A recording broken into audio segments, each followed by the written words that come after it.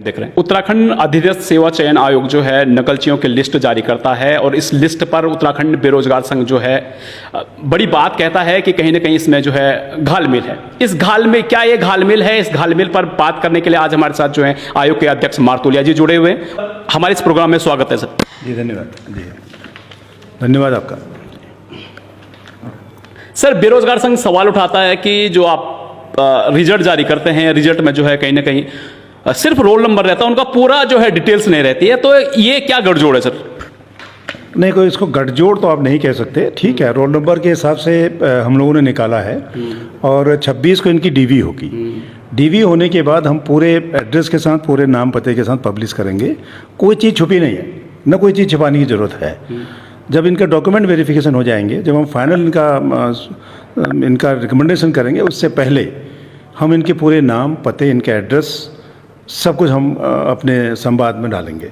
कि ऐसा नहीं है कि हम कोई चीज़ छुपा रहे हैं, हम अपने हिसाब से, मेरिट के हिसाब से हम काम कर रहे हैं।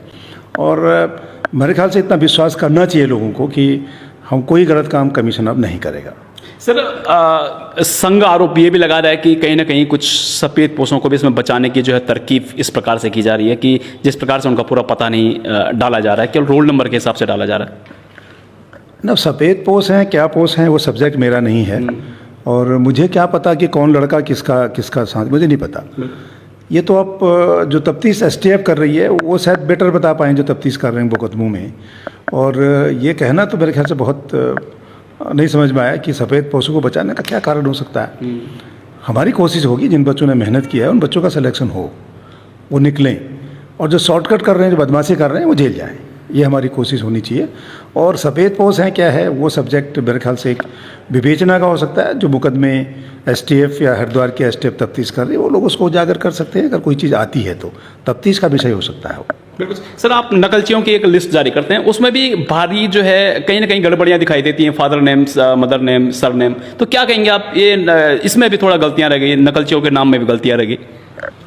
नहीं, ठीक है, आपने कल इस चीज़ को उजागर किया। मैं मानता हूँ कि एक टाइपिंग एरर हो गई। वो कट एंड पेस्ट का समय है, आजकल ज़माना है, तो एक लाइन ऊपर नीचे हो गई और आपने संज्ञान में लाया, उसको हम लोगों ने रात में ही करेक्ट कर लिया था। हाँ, होना नहीं चाहिए, लेकिन गलती हुई। उसके लिए बिल्कुल हम लोग उसके लिए खेद प्रकट कर सकते हैं, कोई दिक्कत नहीं है। भविष्य में ऐसा नहीं करना चाहिए। मतलब जो लिस्ट पब्लिश हो तो पूरी सही एड्रेस के साथ पब्लिश हो, तभी उसका फ़ायदा भी है। ये भविष्य में नहीं होगा, ये हम इसको इंश्योर करेंगे। सर इसमें भी गठजोड़ जोड़ा जा रहा है कि कहीं ना कहीं नकलचियों के जो नाम है, सरनेम है, उनको परिवर्तन करने में कहीं ना कहीं फिर वही गठजोड़ के किसको बचाने की कोशिश है? नहीं, मुझे कभी कभी कष्ट भी होता है, दुख भी होता है। और अगर आप ये कहें कि साहब उनके नाम ऊपर नीचे लिखने से उनके साथ गठजोड़, मतलब ये बात समझ में मेरी नहीं आई। अब उस लड़के का नाम लिखा, उसके फादर का नाम लिखा, गलती हो सकती है, गलती हुई, हम उसको एडमिट करते हैं। लेकिन इसमें इतना बड़ा आरोप कि साहब इसमें भी गठजोड़ करें हम नकलचियों के साथ, नहीं संभव है। नकलचियों के साथ हम कठोरतम तरीके से उनके साथ हमारा व्यवहार रहेगा और कठोरतम कार्य उनके खिलाफ हम कार्रवाई करेंगे। सर नकल विरोधी जो कानून है उसको आप कितना सही मानते हैं? क्योंकि ये भी कहा जा रहा है कि इससे जो अभ्यर्थी हैं उनके मन में डर बैठेगा और वो कहीं ना कहीं अगर इस प्रकार की घटनाएं होती हैं तो वो उसको उजागर नहीं कर पाएंगे। कितना सही मानते हैं आप? नहीं, ऐसा नहीं है कि इसमें बच्चों को डरने की ज़रूरत नहीं है। अगर आदमी नकल नहीं कर रहा है, अपनी ईमानदारी, अपनी मेहनत से काम कर रहा है, तो क्यों डर रहा है? डरने की ज़रूरत ही नहीं है। डरेगा वो जो शुरू से कोशिश कर रहा है कि मैं पेपर ले लूँ, नकल करा लूँ, पेपर कहीं से चोरी कर लूँ या किसी से पैसा दे के खरीद लूँ, उसके मन में डर हो सकता है। लेकिन जो अपनी ईमानदारी, अपने मेहनत से एग्जाम दे, उसको किस बात का डर नहीं होना चाहिए। और कानून जो बना है वो एक अच्छा कठोर कानून बना है और नकल रोकने में भी ये बहुत बड़ा सहायक सिद्ध होगा, ऐसा मेरा मानना है। सर वन आरक्षी जो भर्ती है उसकी भी बात करते हैं, उसकी जो जांच है वो कहाँ तक पहुंची है? और इसमें भी बड़ा संशय तब पैदा होता है जब आपका आयोग जो है उसमें पार्टी नहीं बनता है। अब देखिए, तो बहुत पुरानी बात होगी, इसमें बहुत ज़्यादा कहने को कुछ भी नहीं है, क्योंकि सुप्रीम कोर्ट तक ये मामला गया था और उसमें बहुत रिलीफ का आयोग को नहीं मिला। मतलब आयोग, उसमें पार्टी नहीं थी, सही कहते, पार्टी नहीं थी। लेकिन मैंने कोशिश की अभी, और हमने रिव्यू भी पिटीशन एक फ़ाइल किया था हाई कोर्ट में। हाई कोर्ट में भी शायद हम लोगों को कहा गया भाई आपने पहले जब डेट थी उसमें क्यों नहीं बोला। हमारे कुछ काउंसिलों के नाम भी लिखे थे उसमें। हम लोगों ने नए सिरे से रिव्यू फाइल किया था, लेकिन वो एक्सेप्ट नहीं हुई, रिजेक्ट कर दी। अब उसमें हम सुप्रीम कोर्ट में हम लोग कोशिश कर रहे हैं और वहाँ हमारे एडवोकेट काम कर रहे हैं। उम्मीद है बहुत जल्दी हमारी रिट दाखिल होगी वहाँ। सर एलटी भर्ती परीक्षा 2018 में होती है, 12 लोग जो है अपना रोल नंबर जो अदला बदली करके मुन्ना भाई उसमें सक्रिय होते हैं, उन लोगों की जो जांच है वो कार्रवाई कहाँ तक पहुंची है सर? नहीं, वो तफ्तीश उधम सिंह नगर में हो रही है और उसमें मैंने अभी बीच में एक रिमाइंडर भेजा था, तो उनका कोई अभी जवाब नहीं आया। मैं उस पर रिमाइंडर जारी करूंगा कि जल्दी उसका जो भी चार्जशीट होगी तो बता दें, फाइनल रिपोर्ट लगी तो बता दें, और विवेचना में क्या कर रहे हैं तभी उसका पता लगेगा। मैं उधम सिंह नगर से उसकी प्रगति आनी शेष है। सर 2017-18 में एक और भर्ती होती है TG2 भर्ती। इस भर्ती में जो है कहीं ना कहीं घोटाले की बात कही जाती है, ये जांच भी कहाँ तक पहुंची सर? ये देहरादून जनपद में पेंडिंग है और इसमें हम लोगों ने एक रिमाइंडर भेजा था कि इसकी आध्यात्मिक स्थिति हमको बता दें, शायद वो भी अभी पहुंची नहीं है। ये दोनों आपने अच्छा याद दिलाया, कल इस पर हम काम करेंगे, कोशिश करेंगे कि दोनों SSP से हमारी बात हम लोग करने की कोशिश करेंगे ताकि इसके प्रगति पता लगे और ये जो बदमाशी करें इनके खिलाफ चार्जशीट हो, ये भी डिबार हों। वैसे इनकी लिस्ट हम निकलवा दी हम लोगों ने, इनको भी हम डिबार करने की कार्रवाई तो करेंगे ही, लेकिन इनकी प्रगति क्या हुई, किस स्टेज पर है, वो हम कल पता करेंगे। सर नकलचियों पर जो नकलची जो पकड़े गए हैं, आपने उनके जो है लिस्ट सार्वजनिक की है, इन पर किस प्रकार की कार्रवाई होगी, ये थोड़ा विस्तृत से हम जानना चाहते हैं सर। इसमें हम सभी को एक कारण बताओ नोटिस जारी करेंगे और उनके बाद उसको ज़रूर सुनेंगे, वो जो भी जवाब देगा उसको सुनने के बाद उस पर हम कार्रवाई करेंगे। सर जो नवयुवक है, प्रदेश का युवा है, वो किस प्रकार से जो है आयोग पर भरोसा करे, क्योंकि इससे पहले जो परीक्षाएं हुई है, हालांकि आयोग ने जो है कहीं ना कहीं उस पर जांच बैठाई है, जो मुन्ना भाई है उनको जेलों के अंदर डाला, पर फिर भी आयोग वो विश्वसनीयता कायम नहीं कर पाया। एक नवयुवक किस प्रकार से आयोग पर भरोसा करे और क्यों करे, ये स्पष्ट शब्दों में जानना चाहेंगे। ना सही बात है, बीच में कुछ घटनाएं हुई जो युवाओं के लिए वाकई बहुत पीड़ादायक था, उनको उनके साथ दिक्कत हुई, मैं मानता हूँ। लेकिन मेरा ये भी मानना है कि विश्वास तो आयोग पर करना ही होगा धीरे धीरे, एकदम विश्वास कायम नहीं कर पाएंगे आपकी आज ही विश्वास में कायम, कोई ऐसी मशीन तो है नहीं कि साहब हो। और अगर आप पुराना इतिहास देखें कि इसमें जितने भी नकलची पकड़े गए या जो भी घटनाएं FIR हुई, इसमें कमीशन ने बहुत लीड रोल लिया था। इन्होंने अपनी घरेलू जांच करके कंसर्निंग डिपार्टमेंट को दिया कि इसमें ये बदमाशी लग रही है, इसको आप तफ्तीश करो। इतना प्रोएक्टिव होकर के काम किया गया था, जिसमें कमीशन के लोगों ने इसमें बहुत मेहनत की। ठीक बात है, ओवरऑल रिस्पॉन्सिबिलिटी कमीशन की है, कमीशन को दिक्कत हुई, कमीशन की इमेज ख़राब हुई, लोगों का विश्वास डगमगाया, लेकिन मेरी कोशिश होगी कि इसको दोबारा हम रिस्टोर करें, कमीशन पर दोबारा लोग विश्वास करें। और एक ये है कि जब पैसा लेने वाला पैसा देने वाला, उस प्रवृत्ति को पहले छोड़नी पड़ेगी। अगर मैं पैसा नहीं दूंगा और मैं तय करूंगा कि अपनी मेहनत के हिसाब से मैं काम करूंगा, तो कौन ले लेगा मुझसे पैसा? तो उससे भी लोगों को, लड़कों को, नए लड़कों को अपने आप में विश्वास होना चाहिए। दूसरे के भरोसे शॉर्टकट गलत मीन से काम करें, उसको छोड़ो, अपने मेहनत को विश्वास से उस काम को करो, आपको सफलता जरूर मिलेगी। और ये सब शॉर्टकट जो भी गया आज तक, उसको कभी फ़ायदा नहीं हुआ। तो शॉर्टकट हमेशा नुकसानदायक है। देखिए, पैसा भी गया आपका, आप 5 साल के डिबार भी हो गए, कल आपका सज़ा भी हो सकती है। तो सोशली कितना बड़ा नुकसान है एक कैंडिडेट के लिए। तो उस चीज़ से बाहर निकलो और अपनी मेहनत करो और अपने मेहनत पर विश्वास करो। सर कोचिंग इंस्टीट्यूट के नाम भी उजागर हो रहे हैं, कुछ कोचिंग इंस्टीट्यूट भी सामने आ रहे हैं और बड़ी संख्या में एक लंबे समय से ऐसा होता आ रहा था, परंतु आपके कार्यकाल में ही जो है ये सब पकड़े जा रहे हैं। इन पर किस प्रकार से लगाम लगाएंगे, माफियाओं पर किस प्रकार से लगाम लगेगी? कोचिंग सेंटरों के लिए भी कोई ना कोई रेगुलेशन होना चाहिए, कोई ना कोई गाइडलाइंस होनी चाहिए। और इसमें मेरे ख्याल से कल कहीं पेपर में पढ़ रहा था, मेरे बाल अधिकार आयोग ने कोई इनके ऊपर भी कुछ रूल रेगुलेशन बनाने की बात कही थी। उसमें कोई मीटिंग भी हुई थी। मेरे ख्याल से बेहतर यही है कि उनके लिए भी कुछ रूल रेगुलेशन हो जिससे वो चलें, और जो अनऑथराइज है, जो उस रूल्स को फॉलो नहीं करें, उनके खिलाफ कार्रवाई हो। लेकिन उनको चलाने के लिए एक रूल तो बनाने ही पड़ेंगे और गवर्नमेंट को इनिशिएटिव लेना चाहिए। बिल्कुल सर। सर आगामी जो भर्ती होंगी वो क्या वो शिफ्टों में होंगी या फिर वन टाइम पेपर होगा? मतलब एक ही बार जो है, जैसे जो यूपी के जो है वन टाइम पेपर करवाता है, क्योंकि आपने जो BPDO जो भर्ती थी वो 3 शिफ्टों में लगभग हुई थी, तो कहीं ना कहीं वो विवाद भी जो है दोबारा आ सकते हैं। तो क्या आने वाले जो एग्जाम है वो भी इसी प्रकार आप शिफ्टिंग में कराएंगे या फिर वन टाइम इनको जो एक डेट में करवाएंगे? हम सारे एग्ज़ाम एक ही दिन करेंगे, शिफ्ट में नहीं होगा। सारे एग्ज़ाम, चाहे उसमें 2 लाख बच्चे बैठे, 1.5 लाख बच्चे बैठे, कोशिश हमारी है कि हम एक ही एग्ज़ाम कराएंगे।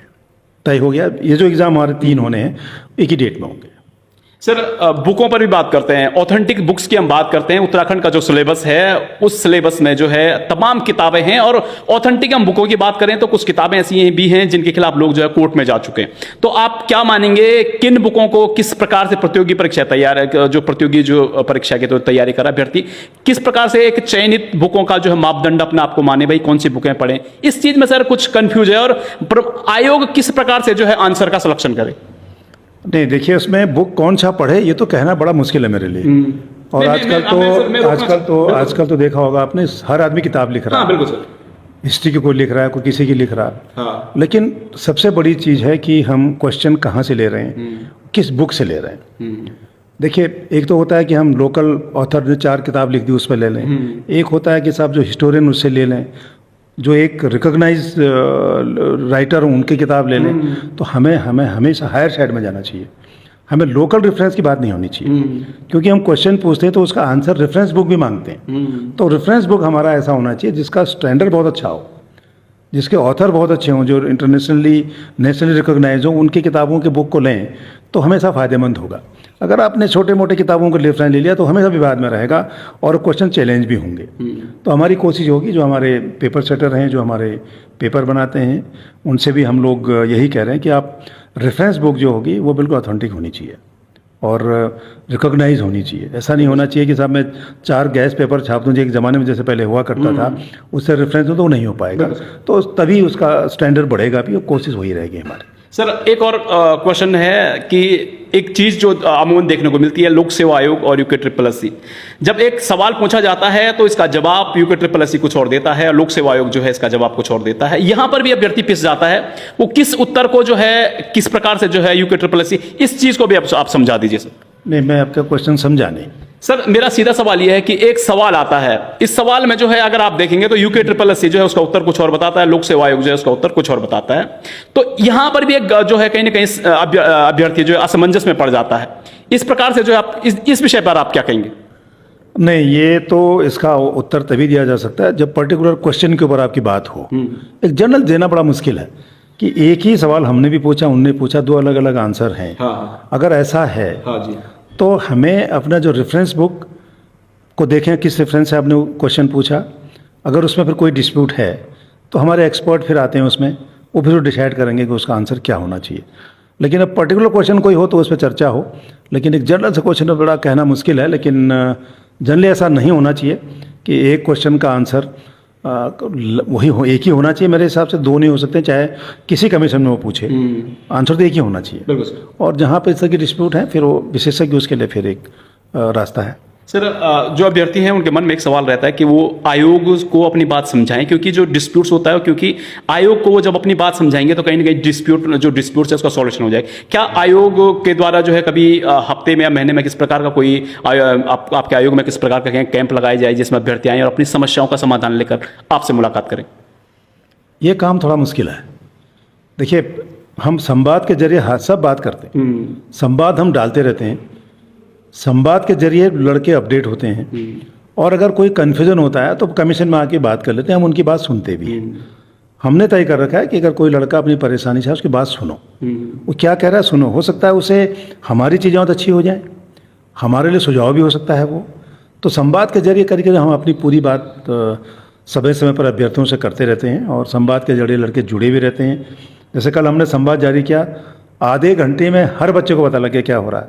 तो एक कम्युनिकेशन का माध्यम हमने बना रखा है और भविष्य में मैं एक कोशिश ये कर रहा हूँ कि एक बार सब सेटल हो जाए तो एक डेली एक डे ऑफिसर टाइप का अपॉइंट हो जो लोगों की समस्याओं को सुने, टेलीफोन से बताएं, उनको अपडेट कर दें, उनकी परेशानी को ख़त्म करें, उनके जो कन्फ्यूजन उसको दूर करने की कोशिश करनी चाहिए हमें और होना भी चाहिए।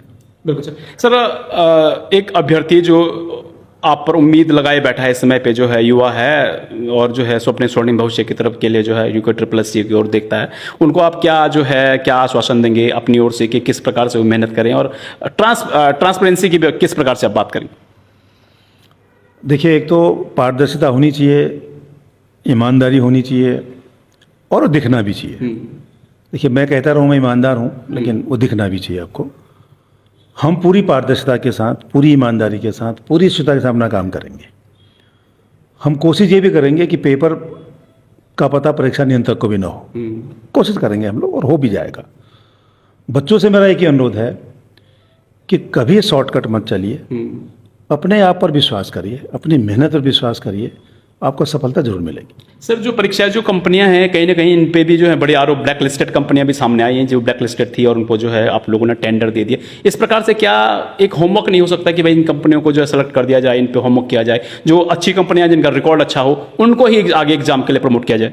नहीं, हम लोग एक काम और करेंगे, जिस फाइनली जो हमारा अप्रूव होता है, जो चीज़ें हमारी अप्रूव होगी किससे हमको क्या कराना है, तो उसका भी हम लोग को हमने तय कर रखा अपनी मीटिंग में कि हम जहाँ जहाँ पर वो हैं उनके बारे में उनका क्या ट्रैक रिकॉर्ड रहा है उसको हम पता जरूर करेंगे। बिल्कुल सर। सर, एक सवाल और मैं जानना चाहता हूँ, पिछले कार्यकाल में मुख्यमंत्री धामी जी ने जो है निःशुल्क परीक्षाओं की बात कही थी, प्रवेश शुल्क माफ करने की बात कही थी पिछले कार्यकाल में। क्या इस साल भी उस प्रकार कुछ रियायत मिलने वाली छात्रों को, क्योंकि पहले भी ऐसा होता आया है?